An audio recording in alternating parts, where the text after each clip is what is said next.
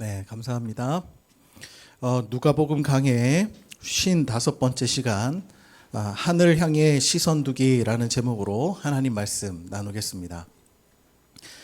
조선을 건국한 태조 이성계가 당시 불교를 대표하는 무학대사를 만납니다. 그런데 이 당시 이성계는 나라의 통치 이념과 국가의 기본 정책을 승유억불이라고 세웠습니다. 이 승유억불이라는 것은 성리학의 뿌리인 유교를 숭상하고 불교를 억제한다라고 하는 뜻입니다. 과거 고려는 불교의 나라였습니다. 불교의 힘이 막강했던 고려 말에는 이 불교와 곤문세족에 가진 이 재산이 얼마나 많았는지, 그들이 가진 땅이 우리가 요즘에 땅 많은 사람 1000평, 10,000평 이거 잽도 안 됩니다. 당시의 땅을 가진 것이 거의 경계가 강이나 산으로 이렇게 경계를 나눌 정도였다는 겁니다. 그들의 패단에 이 백성들이 고통스러워하자 이들을 배격하고 고려를 개혁하기 위해 일어난 세력이 바로 신진사대부였지요. 이 신진사대부는 성리학을 공부한 유학자들로 구성이 되어 있었기 때문에 국가 시책을 불교가 아닌 유교로 바꾸었습니다. 하지만 불교를 완전히 제거할 수는 없었지요. 그래서 불교의 힘을 억제하되 불교가 가진 힘을 이용하는 방향으로 국가 시책이 정해진 것입니다. 이성계는 불교가 마음에 들지 않았지만 이 협력도 해야 하는 상황이라 마음이 그리 편하지 않았던 것 같습니다. 그런 이성계는 농담 반 진담 반으로 무학대사에게 이렇게 말했다고 하죠. 오늘 스님을 자세히 들여다보니 꼭 그 모습이 돼지와 같습니다. 그 말을 들은 무학대사가 아무 말 없이 웃기만 하자 이성계가 다시 묻습니다. 대사님은 제가 어떻게 보입니까? 그때 이 무학대사가 대답하기를 부처님처럼 보입니다. 그렇게 대답했다고 하지요. 이성계가 의아한 표정으로 다시 되묻습니다. 저는 스님을 돼지처럼 보인다고 했는데 스님은 어째서 저를 부처님처럼 보인다고 하셨습니까? 그때 그 유명한 고사성어가 탄생하죠. 도난지유돈, 불안지유불. 즉 돼지 눈에는 돼지가 보이고 부처 눈에는 부처만 보인다라고 하는 것입니다. 흥미롭게도 이 무학대사의 말이 오늘날 심리학적 근거가 있는 것으로 밝혀집니다. 심리학자 레비츠키의 연구에 따르면 사람들은 자신의 이미지를 타인에게 투사하는 버릇이 있다는 것이 밝혀졌습니다. 예를 들어 어떤 사람은 타인을 평가하거나 규정할 때 얼마나 똑똑한가라는 차원에서 보지요. 또 어떤 사람은 저 사람이 얼마나 재력이 있는가라는 기준으로 타인을 보기도 하고, 또 어떤 사람은 얼마나 저 사람이 따뜻한 사람인가라는 차원에서 타인을 평가합니다. 흥미로운 점은 타인을 능력 차원에서 평가하는 사람은 자기 자신을 평가할 때도 능력을 가장 중요하게 여긴다는 거예요. 결과적으로 우리가 다른 사람에 대해서 말하는 평가나 내용을 가만히 들어보면 우리 자신이 어떤 시선으로 나를 바라보고 내가 무엇을 가장 중요한 가치관으로 살아가고 있는지가 모두 드러나게 된다는 것입니다. 과거 예수님 시대의 유대인들은 율법을 통해 세상을 보던 사람들입니다. 율법으로 자신과 타인을 바라보고 율법으로 사람을 평가했습니다. 시편 1편은 복 있는 사람의 특징이 여호와의 율법을 즐거워하며 그 율법을 주야로 묵상하는 사람이다라고 했습니다. 바리새인들은 율법을 지키는 것이 곧 하나님 나라와 유대민족을 지키는 일이라고 생각했기 때문에 누구보다도 그 율법을 철저히 지키고자 했습니다. 그런데 문제는 그 해석과 적용의 방식이 잘못되었다는 것입니다. 여러분, 우리를 비춰보는 거울이 지저분하거나 왜곡되면 나 자신을 똑바로 볼 수가 없습니다. 우리가 오목거울에 이렇게 서면요, 누구나 다 자신이 날씬하다고 착각하기 쉬운 거죠. 율법은 사람을 비추는 거울입니다. 우리가 하나님 앞에서 어떠한 존재인지를 자각하게 하는 거죠. 그렇다면 율법은 우리의 모습을 어떻게 비추어 주는 거죠? 성경이 분명히 말합니다. 의인은 없나니 하나도 없다.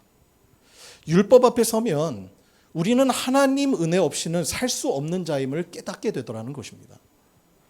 율법의 역할이 우리의 죄를 고발하기 때문입니다. 그런데 이상하지요?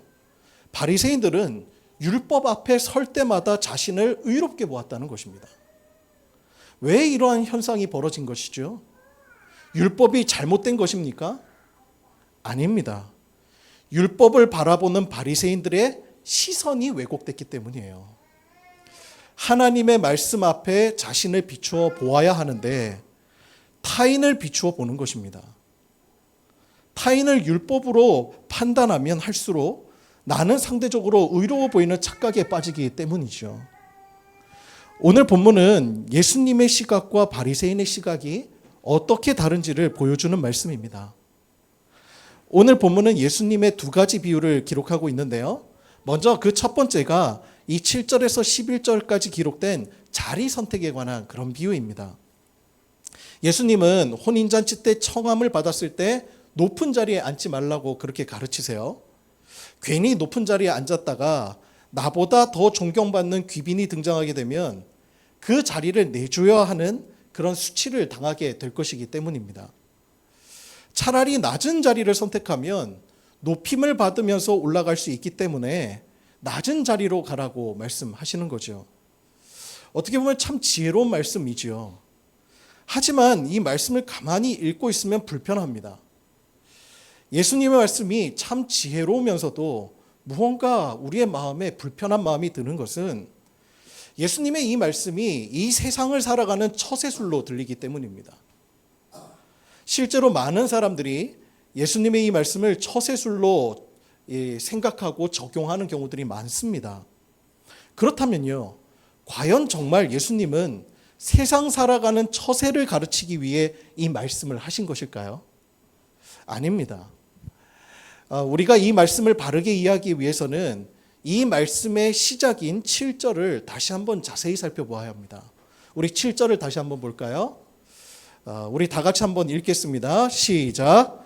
청함을 받은 사람들이 높은 자리 택함을 보시고 그들에게 비유로 말씀하여 이르시되. 아멘. 자, 여기서 우리가 주목해 보아야 할 단어는 비유입니다. 우리가 이 말씀을 읽을 때 이 말씀이 예수님의 비유라는 사실을 간과하기 쉽습니다. 자, 그렇다면 이 비유는 무엇에 관한 비유지요? 맞습니다. 네. 하나님 나라에 관한 비유예요. 그러니까 이 말씀의 초점은 이 땅에 있는 것이 아니라 하늘에 있는 것입니다. 이 땅의 처세술을 가르치는 것이 아니라 하나님 나라의 원리를 가르치시는 것이죠. 우리가 이 말씀을 처세술로 읽느냐 하나님 나라의 비유로 읽느냐 이거에 따라 엄청나게 다른 말씀입니다. 여러분, 처세술의 가장 큰 특징이 뭐지요? 포장하는 것입니다.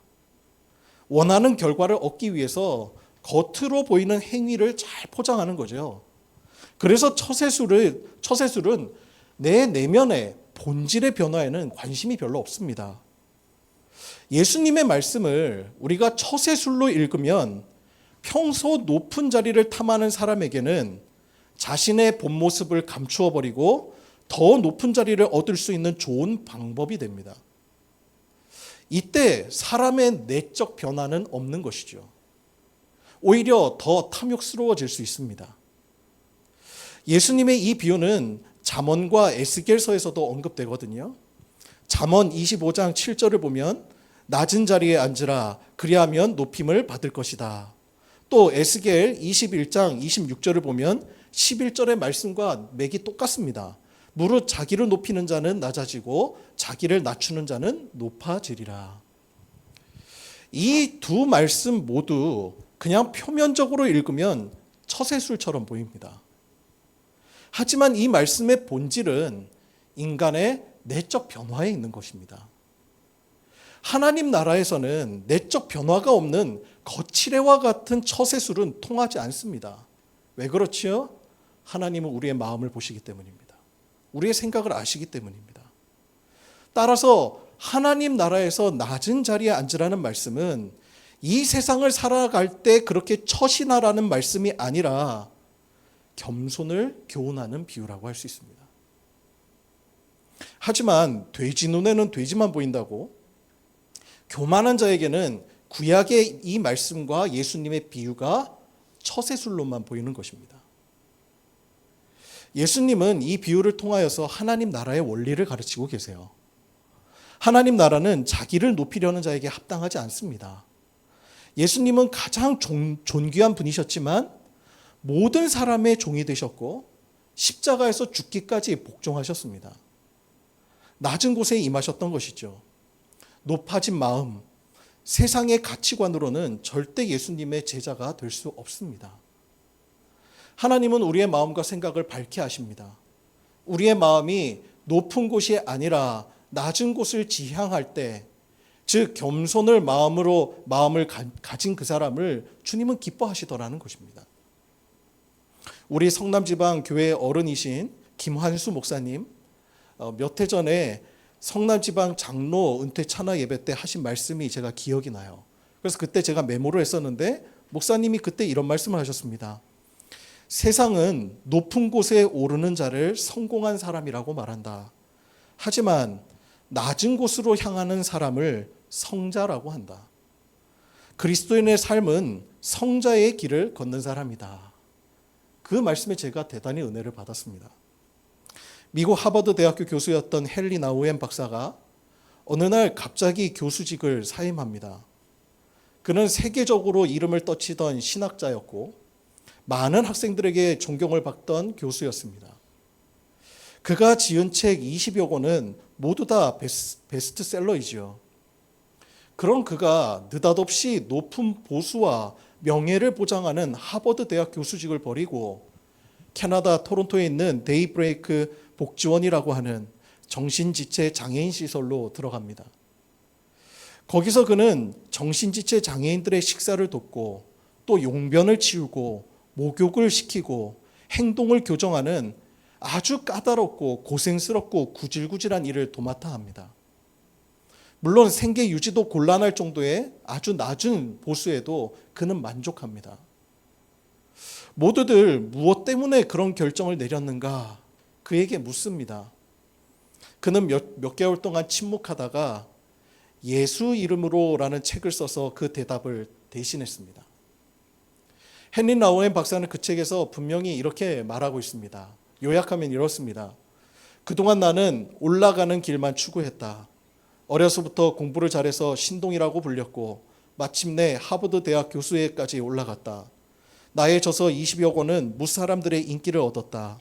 그러나 어느 날 지체 장애인 아담군을 만났을 때 인간의 고통에 동참하는 내리막길을 통해서 예수를 바로 알 수 있다는 것을 깨달았다.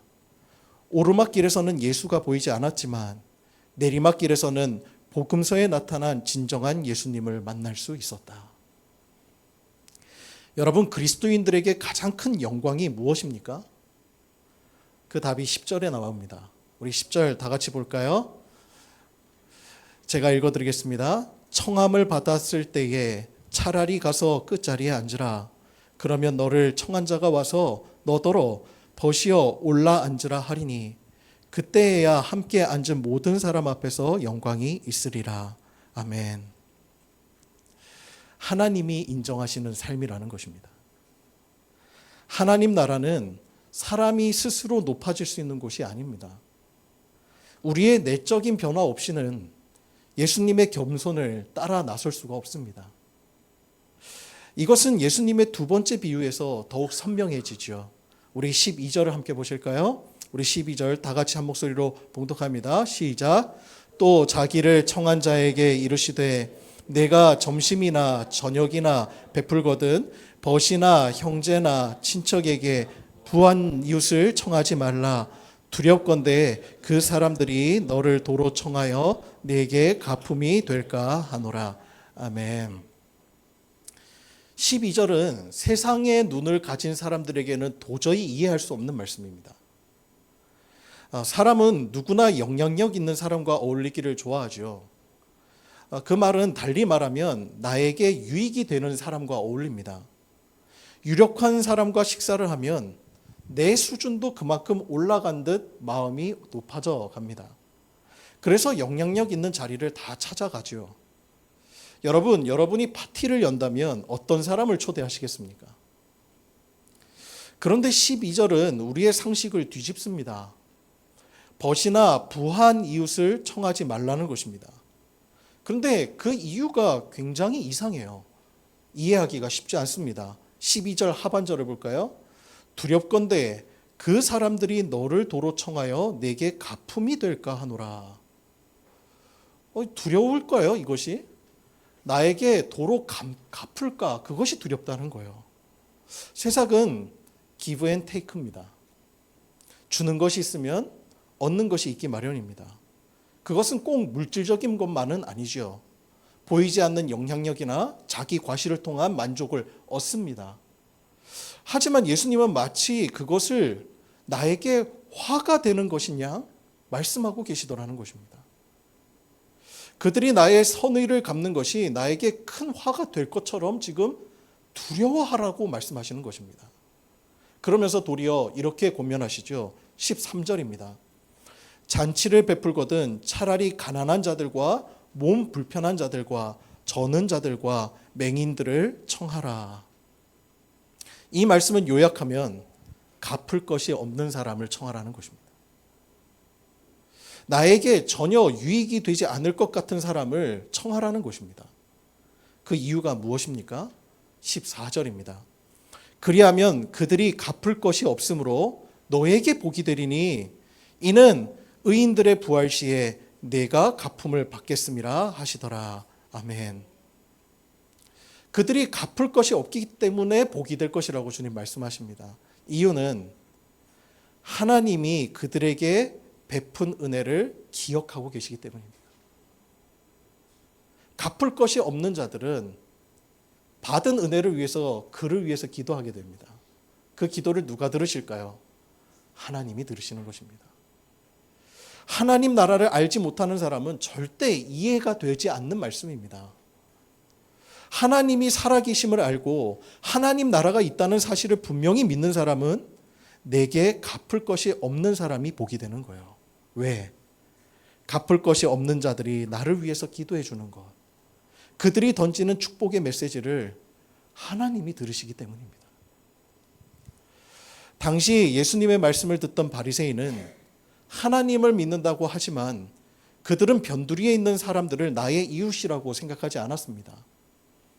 우리가 사마리아인의 비유에서도 잘 알 수 있듯이 그들의 비유는 이웃은 나에게 얼마나 유익이 되는가에 있었습니다. 나의 의로움, 나의 영광에 도움이 되는가 하는 것입니다. 하지만 하늘을 향해 시선을 두는 사람은 갚을 길이 없는 사람이 진짜 복임을 깨닫게 됩니다. 몇 해 전 신문에서 그 가수 인순이 씨에 대한 기사를 본 적이 있습니다. 이분은 미군 제2보병 사단장의 도움으로 자기 인생에 빛을 주었던 한 흑인 오빠를 만날 수가 있었습니다. 무려 38년 만의 일이었죠.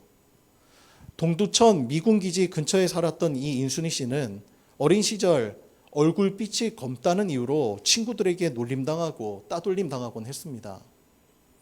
15살의 소녀가 감당하기 어려운 시련이었죠. 늘 혼자 앉아있는 소녀를 눈여겨본 사람이 있었습니다. 그가 바로 주한미군이었던 로널드 루이스 일병입니다. 그때 그의 나이는 불과 19살이었다고 합니다. 흑인인 자신도 많은 차별을 경험해 봤기 때문에 그는 소녀 인순이의 마음을 잘 아픔을 알 수 있었습니다. 그래서 가끔 만나서 영어도 가르쳐주고 옷도 가져다 주고 그리고 절대 꿈을 잃지 말라고 격려해 주기도 했습니다. 로널드는 곧 미국으로 돌아가야 됐기 때문에 관계를 이어갈 수가 없었지만 그가 소녀 인순이에게 심어준 그 빛은 꺼지지 않았습니다. 그 환대의 기억, 자신을 받아들여준 그 환대의 기억은 이후에 인순이가 살아내는 내내 그를 지켜주는 등불이 되었다고 합니다. 인순이 씨는 그 고마움을 잊지 못해서 그를 찾습니다. 그리고 미군의 그 사령관의 도움으로 델러웨이에 살고 있는 로너드를 만날 수 있었습니다. 둘 모두 그것은 감격적인 만남이었을 겁니다. 그리고 인순이는 그 오빠를 위해서 즉석에서 어메이징 그레이스를 불렀습니다. 우리 찬송가로 305장 나 같은 죄인 살리신이라고 하는 찬양이죠. 주님의 은혜가 그 두 사람은 물론이고 그 자리에 있던 모든 이들의 가슴에 스며들기 시작했습니다. 인순이 씨는 그 오빠에게 오리 7마리가 새겨진 조각상을 선물했어요. 자기가 미운 오리 새끼였다고 생각했나 봐요. 그리고는 거기에 이렇게 쓰였습니다. 당신 없이 나는 아무것도 아닙니다. 19살 이 소년 병사 로널드 루이스는 당시 자신이 한 일이 하나님의 일이었음을 깨닫지 못했을 수도 있습니다. 하지만 그는 한 사람을 가슴에 품고 그 사람의 가슴에 등불을 밝혔고 결국 그 등불은 또 다른 등불이 되어 세상을 밝히고 있는 것이죠. 돌아가신 아동작가 권정생 선생님에 관한 이야기도 있습니다.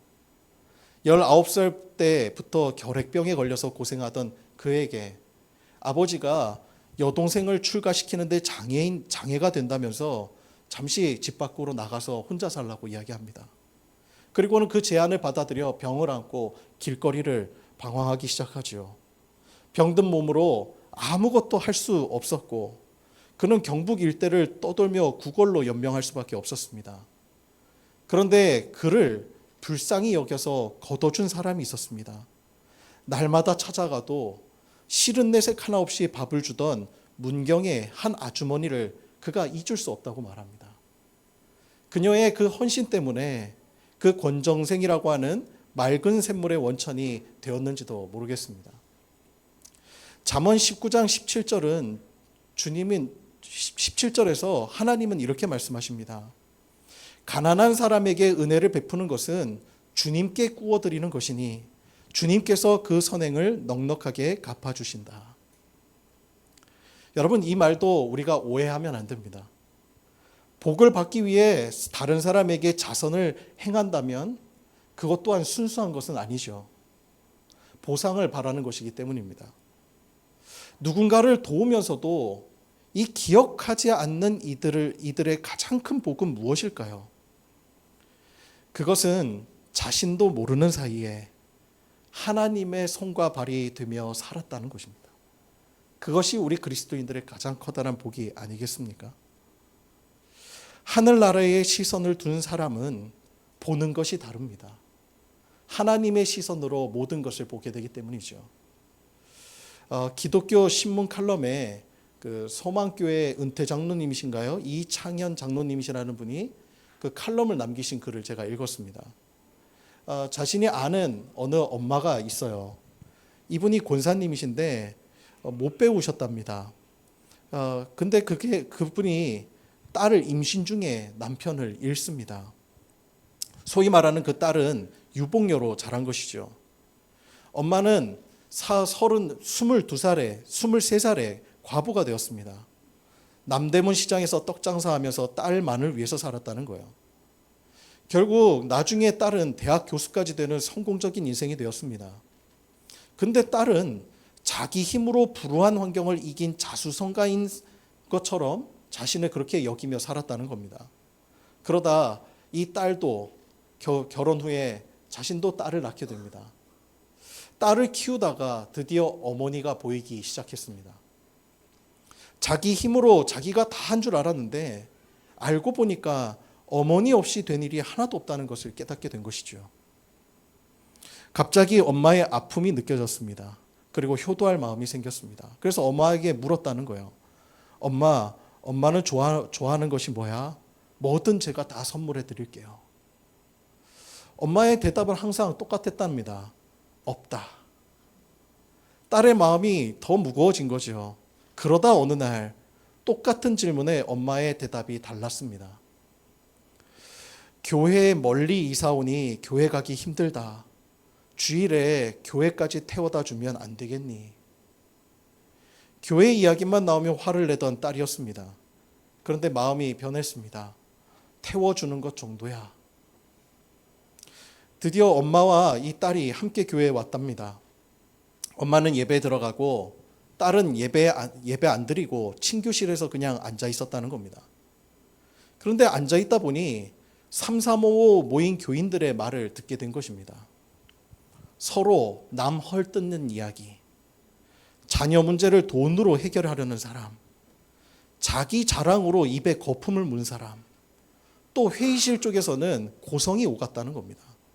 서로 언성을 높이며 싸우는 소리까지 들렸다는 겁니다. 세상과 전혀 다를 바 없는 교회의 모습이었습니다. 오히려 더 심하게 보였습니다. 분노가 치밀어 오른 것이죠. 예배 마치고 나온 엄마를 보자마자 딸이 외쳤다고 합니다. 엄마, 이제 이런 교회 다니지 마. 모여서 험담, 싸움질이나 하는 아주 저질 집단이야. 교회에 올 시간에 우리 피크닉이나 가자. 소풍이나 갑시다. 그래서 엄마가 물었다는 거예요. 왜 그러니? 딸은 자기가 본 많은 것들을 쏟아붓기 시작합니다. 다 들은 엄마가 그 딸에게 이렇게 대답했다고 합니다. 나는 평생 교회 다니면서 주님만 봤는데 너는 딱 하루 교회 와서 많이도 봤구나. 시선이 다른 것입니다. 하나님 나라를 보는 사람은 하나님이 보입니다. 그래서 세상을 볼 때도 하나님 나라의 기준으로 보게 되고 이웃이 나에게 유익이냐 아니냐 그것이 아니라 하나님의 시선으로 이웃을 바라보게 됩니다. 연약한 자를 보게 됩니다. 세상을 보게 되는 것입니다. 이것이 바로 하나님 나라의 시선을 둔 사람의 모습입니다. 여러분, 오늘 말씀 속에 예수님은 우리에게 요청하는 것이 딱 한 가지입니다. 하늘을 향해 시선을 두라는 것입니다. 하나님의 시선으로 이 땅에서도 하나님 나라의 백성으로 온전히 그 길을 걸어가는 우리 모든 더불어 기쁜 교회 성도 되시기를 주님의 이름으로 축원합니다. 기도하겠습니다.